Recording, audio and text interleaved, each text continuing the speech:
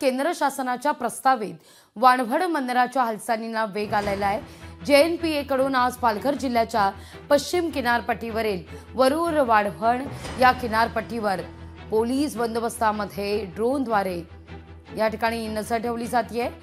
समुद्राला येणाऱ्या भरतीचं सर्वेक्षण करण्यात येणार आहे ड्रोनद्वारे।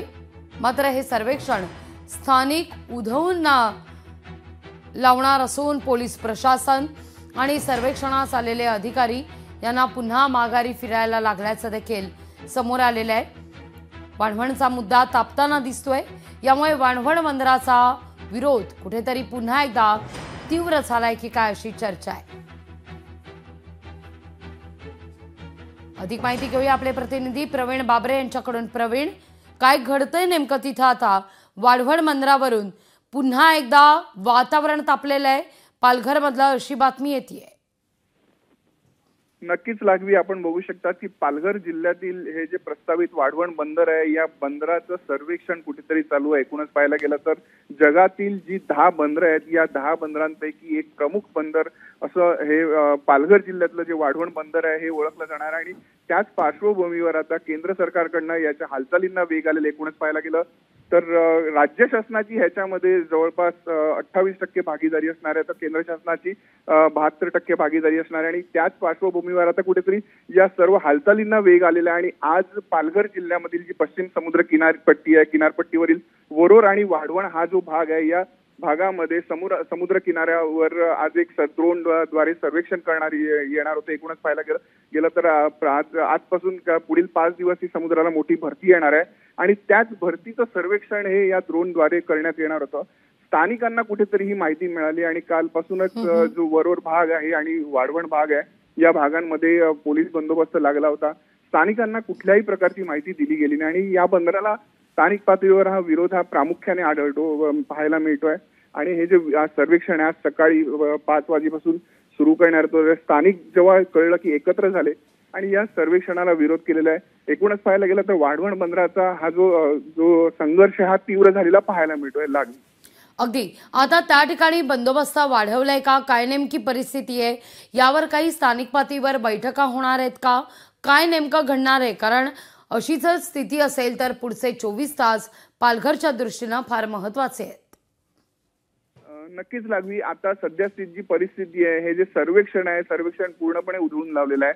स्थानिकांनी जे सर्वेक्षणाला आलेले अधिकारी होते या अधिकाऱ्यांना पळवून लावलेलं आहे। एकूणच पाहायला गेलं तर मोठ्या प्रमाणात पोलीस बंदोबस्त सुद्धा होता। जे सर्वेक्षणाला अधिकारी आले होते त्यांच्याकडे स्थानिकांनी कागदपत्रे मागितली की आम्हाला काही कागदपत्रे दाखवा तुमच्याकडे।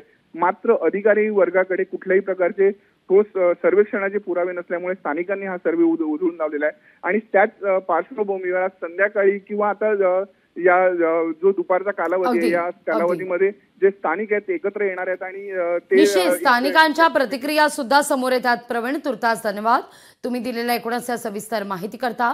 ऐकूया काय म्हणणे स्थानिकांचं। युवा संघर्ष समिती आणि वाढवण बंदर विरोधी संघर्ष समिती या दोन्ही संघर्ष समिती मिळून आणि गावकऱ्यांनी मिळून हा सर्वे थांबवण्यात आलेला आहे। खरं तर गावाला कोणाला काही माहिती नव्हतं। सर्वेची एजन्सी डायरेक्टली पोलिसांकडे गेली, पोलिसांनी सुद्धा आम्हाला पत्र दिलं नाही ना, त्या एजन्सीने पत्र दिलं। सरळ सकाळी फौजफाटा लावण्यात आला, डायरेक्टली ते ड्रोन सर्वे करायला लागलेले होते।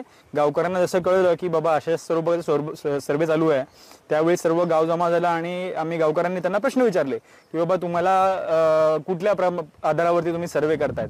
तर हे म्हणतात की आमच्याकडे परवानगी आहे, पण शेवटपर्यंत त्यांनी कुठलं परवानगी लेटर दाखवलं नाही। पहिले तर पोलिसांनी आम्हाला अशी धुळफेक केली की यांच्याकडे सर्वोच्च न्यायालयाची वर्क ऑर्डर आहे असं, कारण सर्वोच्च न्यायालयाने आता निरीला अपॉइंट केलेलं आहे त्यांचं मत म्हणण्यासाठी आतापर्यंत झालेल्या सर्वेवरती।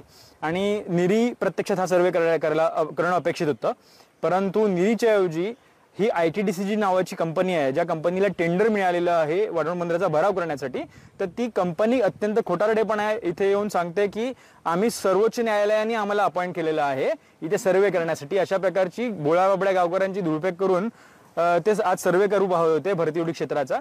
तर त्यावेळी आम्ही सगळ्यांनी मिळून त्यांना विचारलं की बाबा तुम्हाला जर इथे यायचं असेल, तुम्ही जर लोकशाही मानत असाल, तर सर्वात अगोदर तुम्ही ग्रामपंचायतीला पत्र द्यायला पाहिजे।